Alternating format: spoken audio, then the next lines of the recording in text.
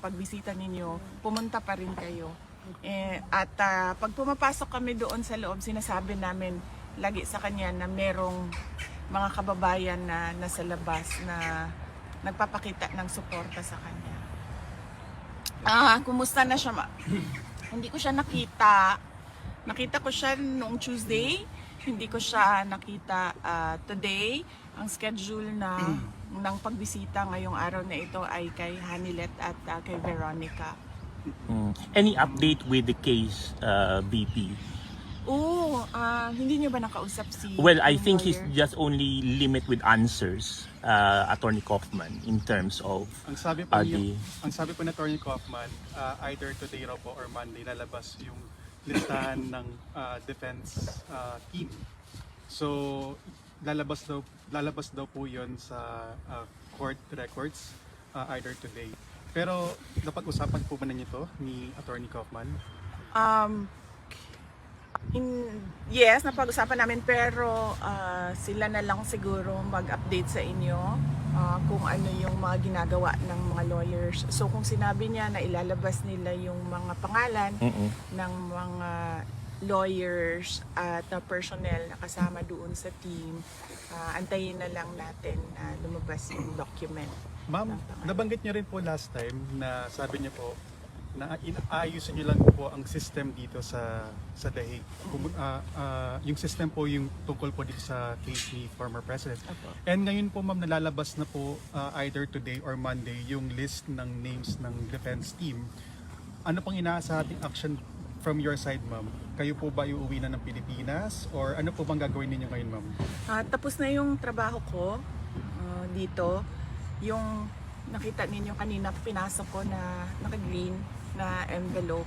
Yun yung huling-huling document na hinihingi sa akin galing sa ICC Detention Unit. At nabuo na rin namin yung legal team, yung bagong lawyer, yung isa doon kanina ay na-meet na rin ni Pangulong Duterte ngayong araw na ito. Meron na rin kaming sistema sa schedule ng mga lawyers at sistema sa liaisoning kung sino yung mag-uusap about legal matters, kung sino yung mag-uusap about mga pangangailangan ni Pangulong Duterte sa loob. At naayos na rin namin magkakapatid yung scheduling ng kung sino yung maiiwan at darating sa susunod na 2 buwan. So that's April and May. So ngayon, nandito si Veronica. Ang susunod na darating ay si Paulo, si Congressman Pulong Duterte. Kakakuha lang niya, kaka-approve lang ng kanyang visa. Nagpapasalamat kami sa tulong ng Dutch Embassy in the Philippines para makakuha siya ng visa niya to come here. So pag alis ni Hanilet, bago umalis si Hanilet, darating si Congressman Pulong Duterte. And hindi pa namin ma-confirm ang pagdating ni Mayor Sebastian Duterte, pero supposedly dapat siya yung susunod.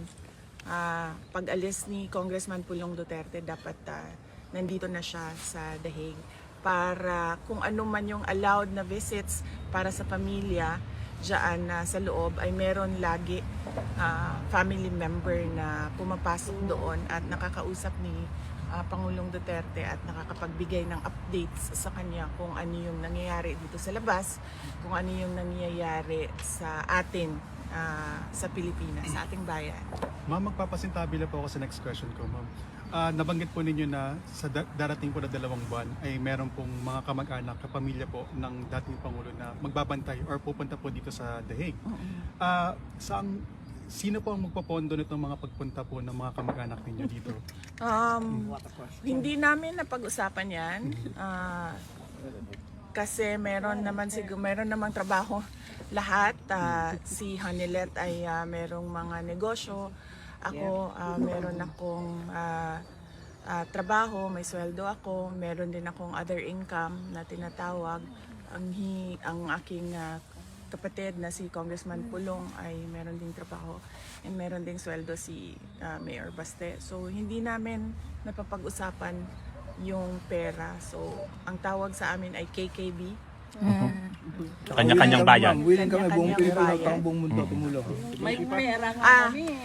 Yun din po ang Willing kami napag-usapan. buong mundo, ma'am. Napag-usapan namin magkakapatid na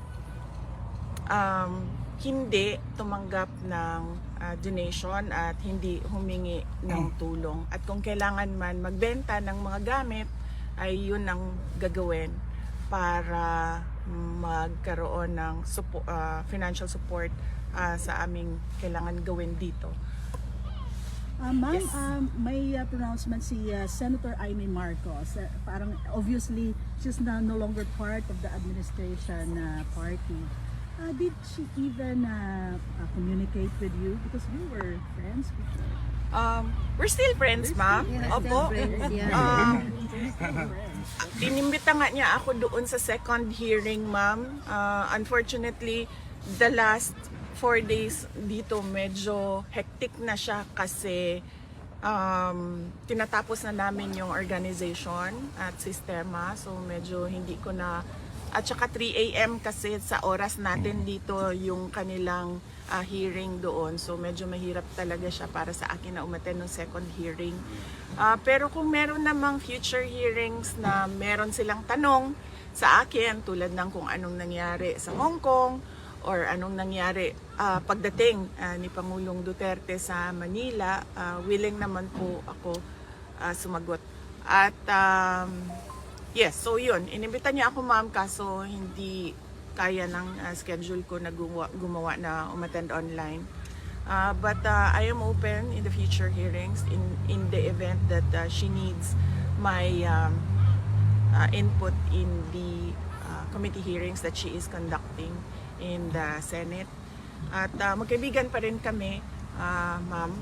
Hanggang ngayon, wala namang problema doon. I think siguro I would like to believe, I do not know her side, but I would like to believe that the friendship is already beyond politics dahil sa mga nangyari. Hindi magandang nangyari at meron pa rin kaming open lines of communication. Dalawa lang yun, ma'am. It's either nagpa-plastikan kami or it's really beyond friendship.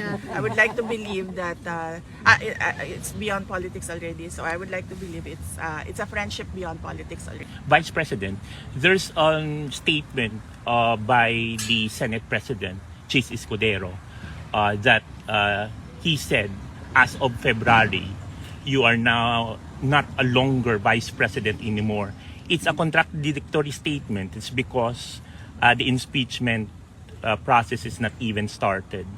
So how are you going to react with regards to his statement that you are no longer president as of February? Okay. So I've not read his statement, so I do not know the entirety of what he said, and if he did said that, I do not know the context of why he said that, so I will not comment on it at this point. But if I read the statement, I will let you know. Okay, thank you. Maybe One follow-up question. Opo, ma'am. 3 years down the road, alliances. Medyo parang yung alliances nyo when you did allied with the Marcoses now is no longer there.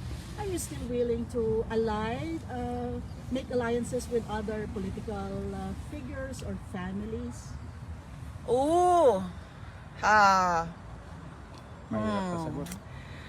Actually, that is something that I discussed with Senator Robin Padilla, because right now he is the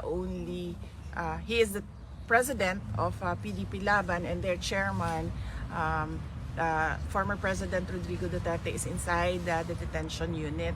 So I was asking him what his plans are, because PRD is no longer there to campaign, and he said that he's planning, ako ata yan,